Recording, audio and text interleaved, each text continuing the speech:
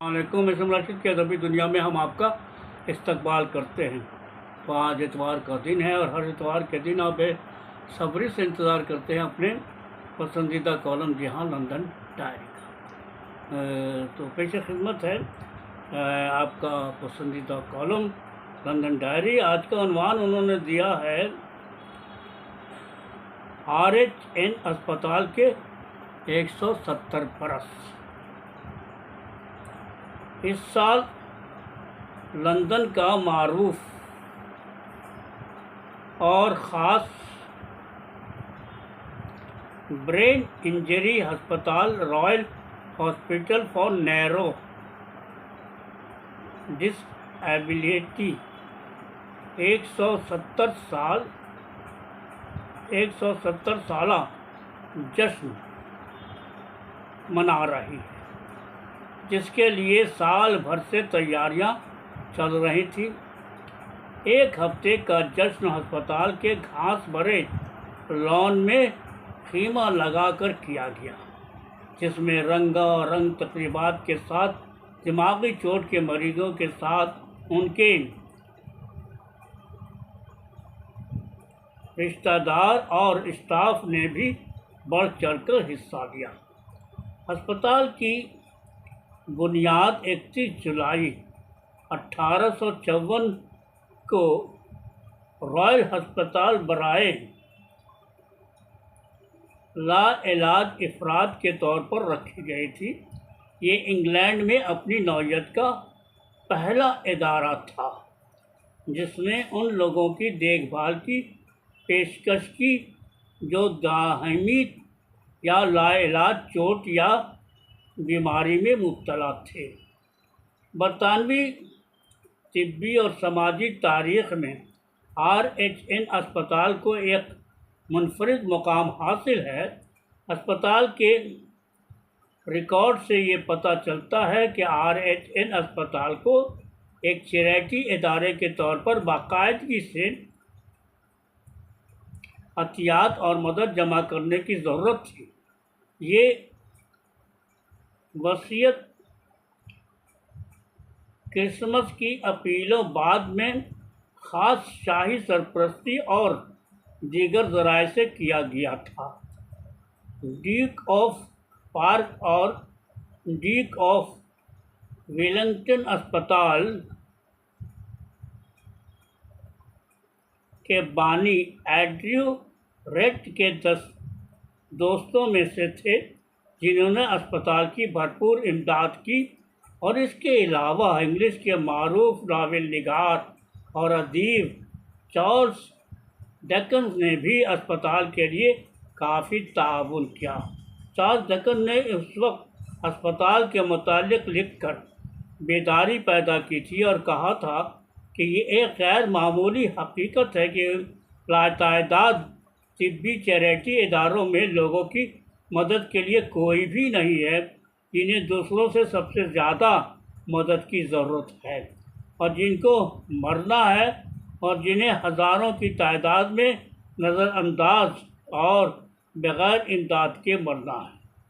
Charles Dickens लाइलाज अफराद के लिए कोई अस्पताल नहीं 1850 2015 में मुझे दुनिया का मारूफ अस्पताल for hospital royal disability neuro disability London में बतौर रजिस्टर्ड सोशल वर्कर नौकरी की पेशकश मिली और मैंने फ़खरिया उस ऑफ़र को कबूल कर लिया। Royal hospital for narrow disability की बुनियाद 170 साल पहले एक पादरी एंड्रयू रेड ने रखी थी। एक अरसे तक अस्पताल के सरपरस्त मलका बरतानिया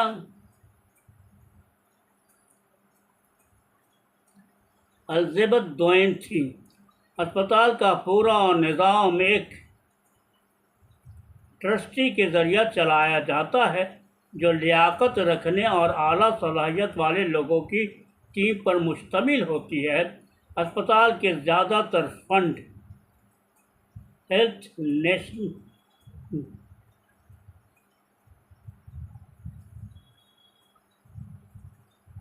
NHS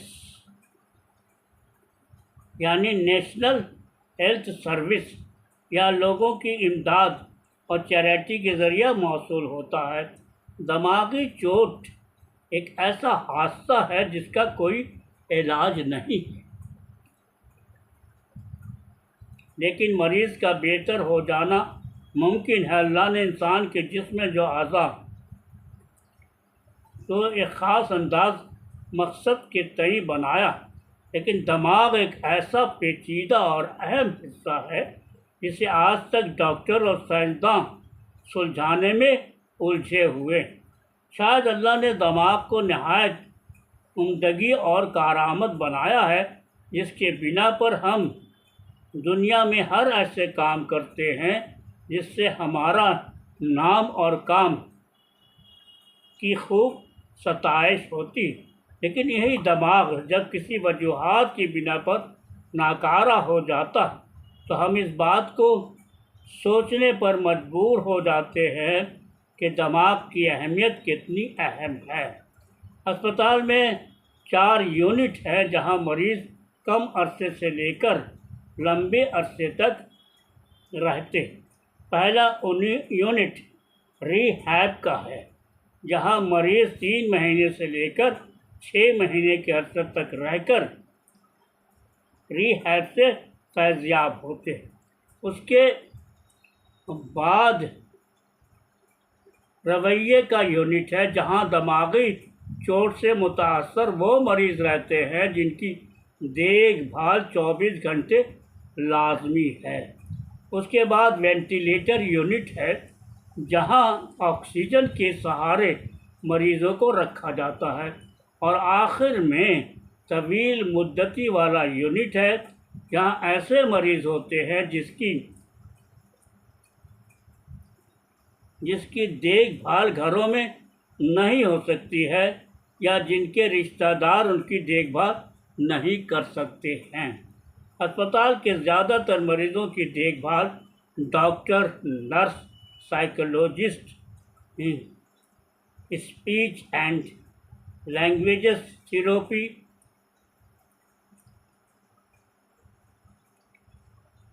ventilation, OT, physiotherapy, music therapy और सोशल वर्कर करते हैं।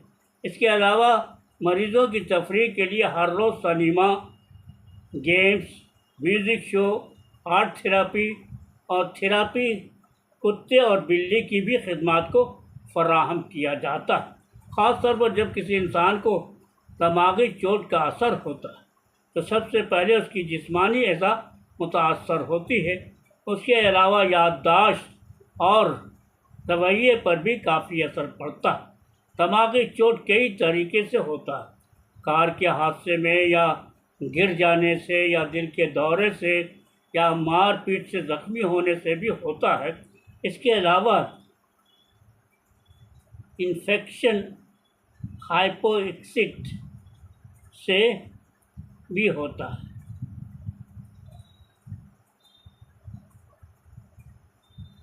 दिमागी ट्यूमर एक ऐसा सेल है जिससे दिमाग में बढ़ने की वजह से दिमाग ज़ख्मी हो सकता है। उसकी तशख़ीस का पता यूँ चलता है कि इसकी वजह से इंसान को सर में दर्द, कै,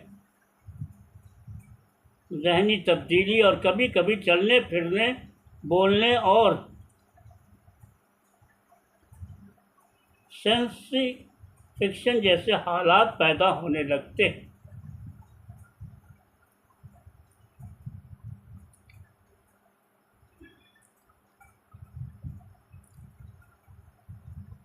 GBS ग्लोबियन बार सिंड्रोम एक ऐसा मर्ज है जो नायाब है और बहुत कम लोग इसके शिकार होते हैं। इसके होने से मरीज़ के हाथ और पांव काम करना बंद कर देते हैं। ब्लड प्रेशर काफ़ी हाई हो जाता है और सांस लेने में काफ़ी दुश्वारी होती है, जिससे मरीज़ को वेंटिलेटर यानी हर वक्त ऑक्सीजन की ज़रूरत पड़ती है। मल्टीपल स्क्लेरोसिस MS एक ऐसा मर्ज है जिससे बरतानिया में लगभग 100,000 लोग मुतासर हैं। ज़्यादातर ऐसे मरीज़ अपने घरों में रहकर नर्सों की मदद से उनकी देखभाल हो जाती है।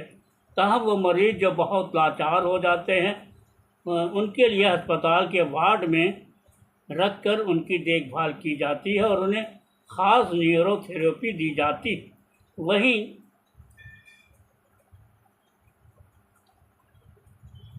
पार्किंसन डिजीज़ PD एक ऐसा न्यूरोलॉजिकल मर्ज है जिसमें मरीज़ की जिस्मानी हरकत मुतासर होती है। पार्किंसन होने की वजह से दिमाग के उस सेल का ख़ात्मा होता है जो एक केमिकल पैदा करता है,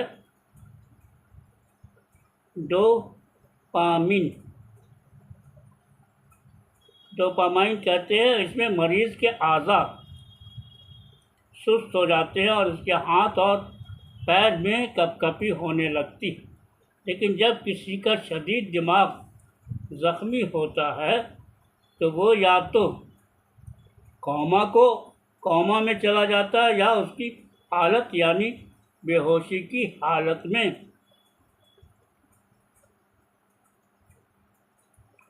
स्टेट वेजिटेटिव जैसी हो जाती, जिसमें न तो वो कुछ बोल पाता है न अपने जिस्म के किसी एज़ा को हरकत दे पाता है। बाज़ दफ़ा ऐसे मरीज़ सांस भी नहीं ले पाते और अक्सर उनके हलक में एक सुराख करके सांस लेने को आसान बनाते हैं। इसके अलावा ऐसे मरीज़ के पेट के नीचे सुराख बनाकर खाने के ट्यूब को नस्ब किया जाता है ताकि उसे ज़िंदा और सेहतयाब रखने के लिए लगातार ग़िज़ा मिलती रहे। स्पाइनल कॉर्ड इंजरी के ज़ख्मी होने की वजह से इंसान का जिस्म हरकत करना बंद कर देता, जिससे ऐसे मरीज़ों को ख़ास किस्म की सहूलियात पहुंचाकर उसे उसकी ज़िंदगी को जीने का हौसला दिया जाता है। इसके अलावा स्ट्रोक के मरीज़ों को भी रिहैब पहुंचाकर उसे इस काबिल बनाया जाता है कि वह कुछ न कुछ अपने तौर पर कर सके और जिसे जीने का हौसला मिले। इसके अलावा न्यूरोलॉजिकल के और भी वजूहात हैं, जैसे motor neuro disease,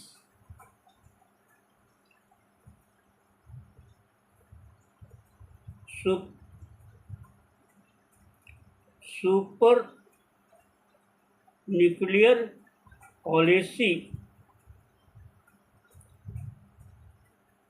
Huntington disease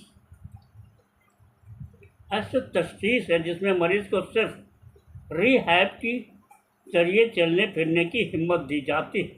मैंने अस्पताल में मरीज़ों के लिए एक ख़ास इंजीनियर को व्हील चेयर देखा है जो काबिल सताइश। मसलन एक मरीज़ को थोड़ी के ज़रिया व्हील चेयर को चलाते देखा। उसी तरह मरीज़ों के राब्ते के लिए एक ऐसा कंप्यूटर लगा देखा है जिससे मरीज़ अपनी पलकों के ज़रिए हर्फ का इंतखाब करता है और इस तरह वो लोगों से राब्ता रखता है। आज मैंने अपने अस्पताल की मुख्तसर तारुफ़ और ज़ख्मी दिमाग की वजूहात को मुख्तसर तौर पर लिखकर आप लोगों को उन बातों से मुताअर्रफ़ कराना चाहा है जिससे शायद ज़्यादातर लोग नाआशना होते। मुझे उन मरीज़ों को देखने के बाद इस बात का एहसास होता है कि अल्लाह ने हमें जो ज़िंदगी दी है उसका हमें लाख लाख शुक्रिया अदा करना चाहिए, क्योंकि एक ऐसे ज़रा सी ठेस से इंसान का दिमाग जब ज़ख्मी हो जाता है तो उसको अपनी असली हालत में दोबारा वापस आना शायद नामुमकिन बन जाता है, जिससे उसकी ज़िंदगी हमेशा के लिए बदल कर रह जाती है। मैंने पिछले 9 वर्षों में रॉयल अस्पताल फॉर न्यूरो डिसएबिलिटी लंदन में मुख्तलिफ मरीज़ों और उनके परेशान और शिकस्ता खुद रिश्तेदारों को देखकर अपनी अना, हवस, बहस, खुदी, ज़िद वगैरह को ताक पर रखकर सिर्फ एक सादा ज़िंदगी गुजारने का फ़ैसला किया। मैं जमील मज़हरी की एक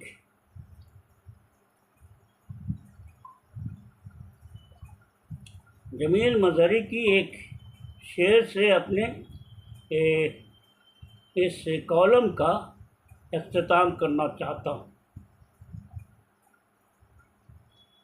ये कदरे पैमाना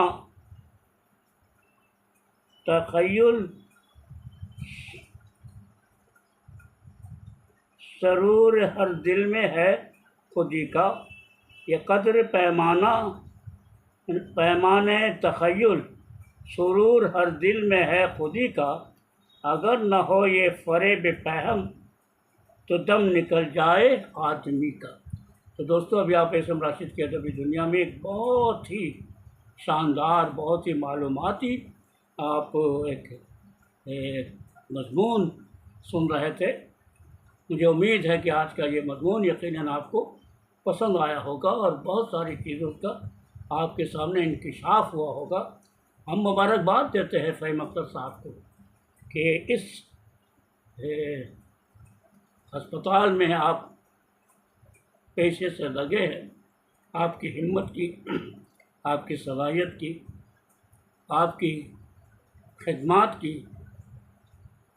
इंसान की तरफ जो आपका रुझान है कि आपने अपने आप को इस काम के लिए सुपुर्द करके रखा है, इसके लिए एस एम राशिद की अदबी दुनिया आपको बहुत बहुत मुबारकबाद भी पेश करती है। मुझे उम्मीद है कि आप लोगों को भी उनकी ये काम का जज्बा यकीनन पसंद आया होगा। अगर पसंद आया है तो आप ज़रूर से ज़रूर लाइक कीजिएगा, शेयर कीजिएगा, कमेंट कीजिएगा। तो इजाज़त दीजिए, हम फिर मिलते हैं आपके इसी प्रोग्राम में जिसका नाम है एस एम राशिद की अदबी दुनिया। लंदन डायरी में उनके लिए पढ़ता हूँ जो लोग उर्दू लेकिन आप पढ़ना नहीं जानते। आप भी ज़रूर से ज़रूर लाइक करके, शेयर करके आप फ़हीम अख्तर साहब को मुबारकबाद पेश कर सकते हैं। तो दोस्तों, इजाज़त दीजिए, हम फिर मिलते हैं आप किसी प्रोग्राम में जिसका नाम है एस एम राशिद की अदबी दुनिया। अल्लाह हाफ़िज़।